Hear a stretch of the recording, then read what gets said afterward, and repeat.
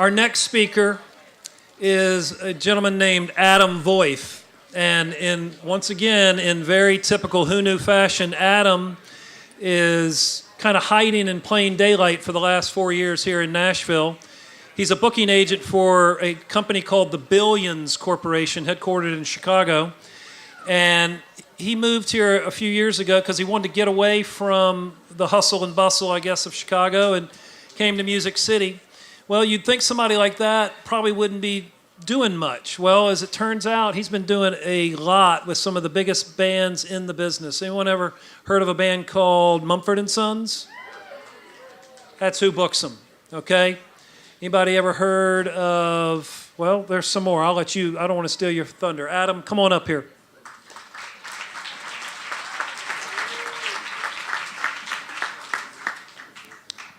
Hi there. I wasn't aware of Who Knew before meeting Tom recently, but I have to say this is my first time coming to one, and it's I want to thank him for inviting me because it seems like a really cool series, and it's happening at a exciting time here in Nashville. When I moved here, which was about 5 years ago, I found myself in an industry town for the first time in my life. I had spent most of my career in Seattle and Indiana, and there aren't any booking agencies within miles of those places. And within a few days of being here, and still now really, I started getting hit up by young people who were asking for advice and sort of looking for the secrets of how to become a booking agent. And often these folks were really impressive people, and they seemed to be really knowledgeable go-getters, and to the point where it seemed like they maybe even knew more about the business than I did when I started, and maybe they know more about the business than I still know now. These kids were like already interning and already working for as volunteers for companies in the business, and before landing here, I'm not sure that I even knew that you could go to college to study the music business. This was a totally foreign concept to me. So this crop of people that I was meeting was surprising and foreign. In a way of background of how I did land in this job, I fell in love with music when I was 15, and a friend of mine gave me some records that were coming out of this underground, vibrant punk scene in the Bay Area. And through that, I started finding these other little scenes in Washington, D.C., in Chicago, in Seattle, and then eventually even at home in Indiana. And before the internet, these scenes communicated through this network of fanzines, which are handmade, small-run, kind of do-it-yourself magazines, and they were mostly covering artists that were releasing music on their own or releasing music through these miniature independent labels without any real distribution or publicity or any of that. It was mostly direct mail order or just selling a record, at the merch table at their shows. So I gravitated to these things immediately. I was really inspired by how reachable and how knowable the people that were making these magazines were. They're super personal. They're coming from one person, and then how accessible the artists that they were covering, like it just made them feel like, oh, I can kind of know those artists. And so what I did is I started reaching out to these bands that I liked and said, hey, will you come to Indiana and play a show? And so I was booking bands into basements or like small all ages spaces. And I always like to say I walked into being an agent kind of backwards. And even then, I didn't really know that by contacting those bands and by saying, hey, will you come here, that I was actually doing the work of a promoter. I had no idea. It was totally accidental that that's sort of what I was doing. I just kind of wanted to see the bands or get a chance to buy their record or their t-shirt. So I wasn't trying to do this. I went to college and I studied English and journalism, and I really wanted to be a writer. I started my own fanzine, and then in college I started an independent small press to get a book that I had written out there. And my aim with this was to take this independent spirit from the underground music scenes that I was so turned on by and kind of apply that to book publishing. So I would do readings opening up for bands at clubs. I'd travel with bands and I'd sell their merch at their merch table, but I'd also be selling my books to their fans. And I had zero idea how to run a publishing company. I was definitely making it up as I went along. I was interested in writing and publishing, but I was obsessed with the idea of doing it inside the framework of this underground music scene and instead of some traditional literary route. And on one particular tour, when I was out selling books and selling merch for this band, the drummer in the band that I was on tour with was also acting as that band's booking agent. He had a small company that he had started with a small roster of artists, and he was also most definitely making it up as he went along, kind of unlocking the mechanics of promoters and routings and venues and deals. And the trip put me in this unique position to watch this drummer / agent executing a tour that he was in the band, but also was the guy responsible for booking the tour and dealing with the promoters and settling the shows. And he was also simultaneously working on a couple tours for other artists. So he had this gigantic laptop, and he'd like work on the van all day long, and then kind of fiend to get to the hotel room so he could plug into the phone jack and connect to AOL and send out the mountain of emails he'd written during our long drives. And I just became fascinated with watching him work and started to become curious if agent work could kind of become my day job while I kept writing and publishing on the side. So I probed him throughout the whole tour and was kind of questioning him the whole time we were on the road. And by the end of it, when we got home, he said, "Hey, why don't you come work for me at my company?" And that's what I did. And the work seemed, it just immediately felt like a fit to me, even though he and I were kind of operating in a near vacuum, not really knowing what an agency was really supposed to do. But we started to find our way, and I eventually put the publishing and the writing to the side, and threw everything I had into trying to build an agent roster. That company's gone now. It was a good couple years with him, and he now works at Billions as well. So we both landed at the same company, doing the same job. So that's sort of how I stumbled into this, into being an agent. But of course, becoming an agent or figuring out how to become an agent is a far cry from becoming an agent working with successful talent. And so these young folks I mentioned who are reaching out and looking in for advice have shown me that the resources are out there in various ways to learn how to be an agent, however you find them.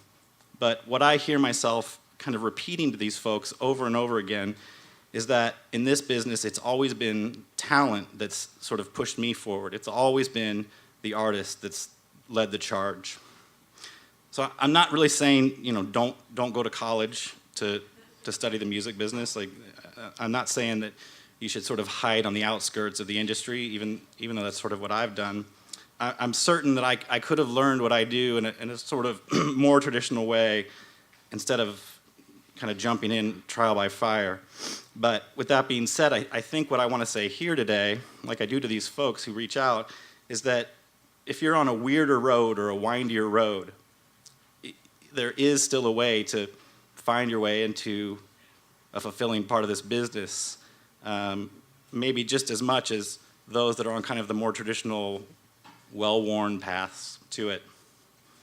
I've been super fortunate to work with some really successful artists, and when I look back at the beginnings of those relationships, I've sort of recognized a weird common theme for me personally, which is, I think with almost no exceptions, the artist I worked for had very few fans or no fans when I offered to represent them. So the question is, well, what did they have? And of course, what they had was songs, and I liked their songs, and that is always where it started.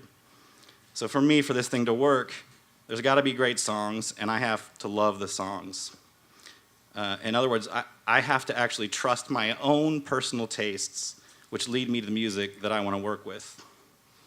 There's obviously tons of other components that go into evaluating what's going to be a viable client, and artists, of course, need to evaluate their agents on more than, well, does this dude have good taste? Like, you know, there's a lot more involved. But for me, it's paramount to keep the music at the center of building your roster. In way of a few examples of stuff, I can recall when I first was pointed to a MySpace page for Vampire Weekend, which is an act I work with, and they had, Vampire Weekend fan here? They had, I think they had like 2 or 3 tunes available, and there was this very weird photograph of them dressed up in these preppy clothes, sitting at like a university desk with a chalkboard in the background. And I was struck by the music right away, and I felt it like it sort of occupied its own universe. It wasn't like anything I was hearing out there, but it felt sort of fully realized already. And when I first spoke to the band on the phone, their first question for me was, do we actually need a booking agent? And my answer, of course, was, you absolutely need a booking agent, and it's me. I'm going to be your booking agent. In the case of Mumford Sons, I heard, again, on MySpace, rest in peace, I think, maybe. I heard a couple of their songs and saw that they were going to South by Southwest. And the first show down there was something totally absurd, which is what shows are down there. They were playing, I think, a pizza place at noon. And then later they were playing in the lobby of the Hilton. And I just followed them around to 4 or 5 shows throughout that week. And I loved what I was hearing and I loved what I was seeing. But I remember very clearly standing with the manager at the end of the week as he explained to me that he wasn't sure the trip was going to result in a record label for the band here in the US. They still didn't really have anyone interested. It's not super easy to imagine with that band, but at the time, the music they were playing wasn't on rock radio and it wasn't on like the rock touring circuit. But I told him I was ready to start right away anyway. Another act, Bon Iver. My first conversation with Justin from the band was super humble and reasonable. And I think what he told me was he would be totally stoked if the band could make $500 a night. So he was aiming low and was happy to aim that way.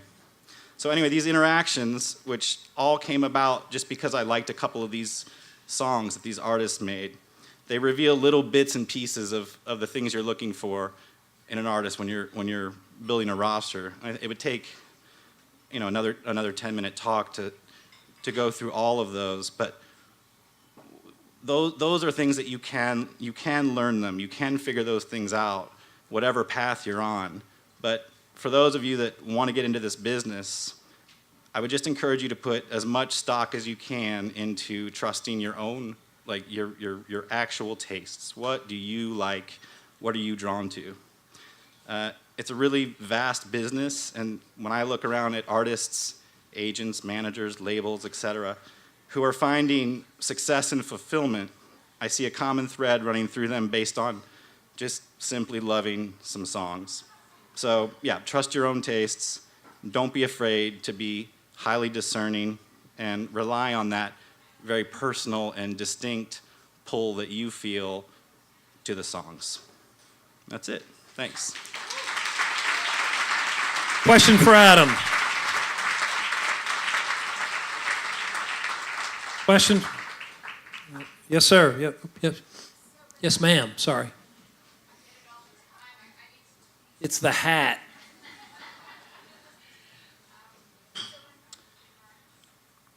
Yeah, the first tour that they did after South by Southwest was sort of an odd tour for... It was Mumford started out in small cities before hitting New York and Chicago, San Francisco. Is that? Yeah. Yeah. Tier 2 cities. Yeah, the first tour we booked was, they had eventually found a label, and it seemed like there was a fan base that was starting to grow, but we didn't really have any metric for it. You just weren't totally sure. There was kind of a feeling that maybe people were connecting with us. So we decided to book a really robust North American tour. And so they went everywhere. They went small towns and big towns, and it was all small clubs. And it was odd for a British band to be playing secondary and tertiary markets. It's still kind of odd. It just doesn't seem to happen that much. And those guys are still all about it. The tour they're doing in April is a tour that looks nothing like what your normal sort of British rock band tour looks like. So I would credit them with this. They were really focused from the very beginning. Like, we want to go everywhere. We want to play small towns. We want to play the big towns. And so yeah, they had a sort of a big picture of. They understood how big the country is, which I think is difficult sometimes for bands coming from Britain to sort of understand how vast it is here.